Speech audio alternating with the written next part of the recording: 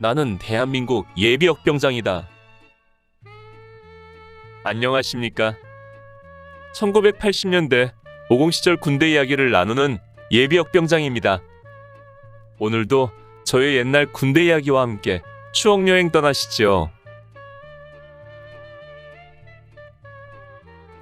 나의 상병 시절 5번째 이야기. 또 다른 이별 이야기. 우리 소대에서 건강상 이유로 의병제대한 또 한 사람이 있었습니다. 그는 나와 같은 총일분대 제2총 탄약수로 있던 이암흑의 일병으로 나보다 1개월 정도 후임이었습니다.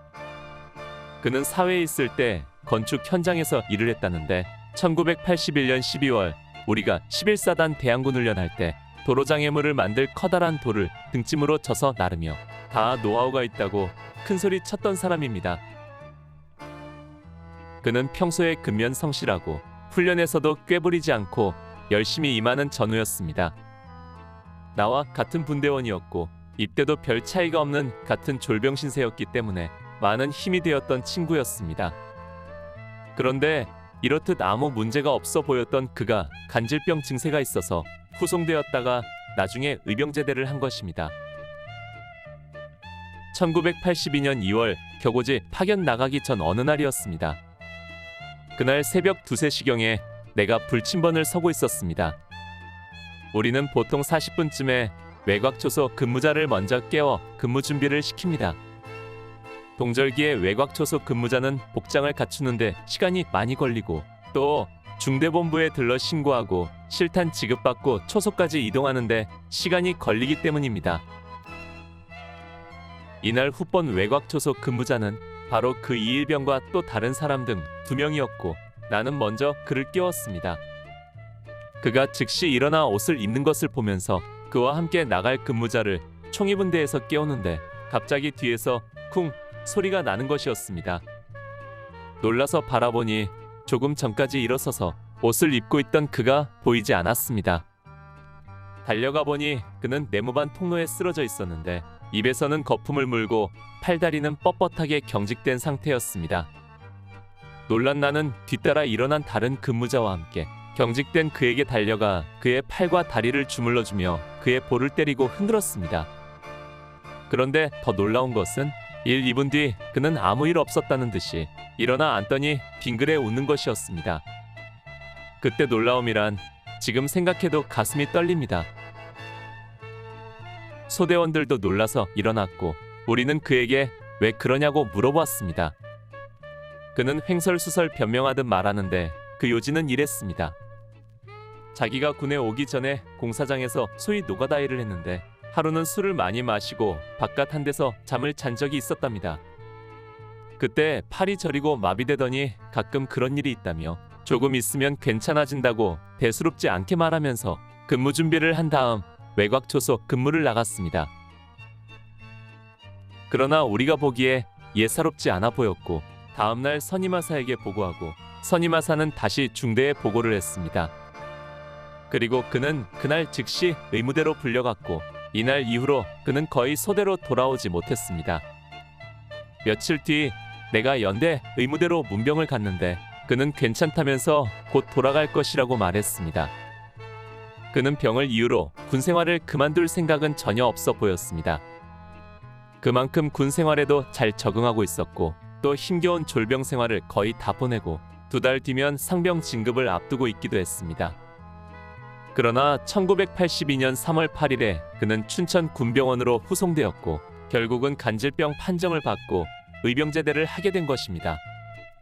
사격을 해야 할 군인이 갑자기 발작을 일으키면 엄청난 사고로 이어질 우려가 있기 때문에 더 이상 군 생활을 할 수 없는 것이지요. 평소에 그는 나를 잘 따랐고 나도 나름 잘해주었기 때문에 군병원으로 후송 간 뒤에도 잊지 않고 편지를 보내와서 자주 편지를 나누며 교류를 했습니다. 또한 자기와 함께 병원 생활하는 환우까지 소개해서 그와도 함께 편지를 나누곤 했는데 그가 전역한 뒤로는 소식이 끊어졌고 지금까지도 소식을 알 길이 없습니다. 기왕 이야기 나온 김에 훗날의 의가사제대한 한 사람을 더 소개할까 합니다. 양아무개 일병은 1982년 7월 군번으로 나보다 훨씬 후임이었는데 1983년 3월에 나보다 앞서 의가사제대를 했습니다. 양일병은 덩치는 컸지만 정말 순하고 착한 사람이었습니다. 신앙심도 깊어서 나와 늘 함께 교회에 나가면서 친형제처럼 지냈습니다. 그는 목공일을 하다가 입대를 했는데 목공일을 배운 것에 대해 자부심을 많이 가지고 있는 사람이었습니다. 나무를 가지고 자기 마음속에 있는 것을 자유자재로 만들어낼 수 있다는 것이 너무 좋다는 것이었습니다. 그런데 그의 가정사정은 그리 좋은 편이 아니었습니다. 그는 언젠가 자신의 자라온 이야기를 글로 써서 내게 준 적이 있었습니다. 일종의 신앙관 증문 같은 것이었는데 그 글에서 자신의 가정사를 자세히 적었더군요. 그의 아버지는 6.25 때 북한군으로 참전하였다가 포로로 잡혀 거제 포로 수용소에 있다가 석방된 반공포로였습니다. 비록 강제로 징병되어 공산군으로 참전했지만 그의 아버지는 공산주의 사상을 싫어했기 때문에 반공포로로 분류되었고 1953년 이승만 대통령이 반공포로를 석방할 때 자유의 몸이 되었던 것입니다. 이렇듯 반공포로 석방으로 풀려난 그의 아버지는 그 뒤로 춘천에 정착하여 가정을 꾸리고 바로 양일병 등 자녀를 둔 것입니다.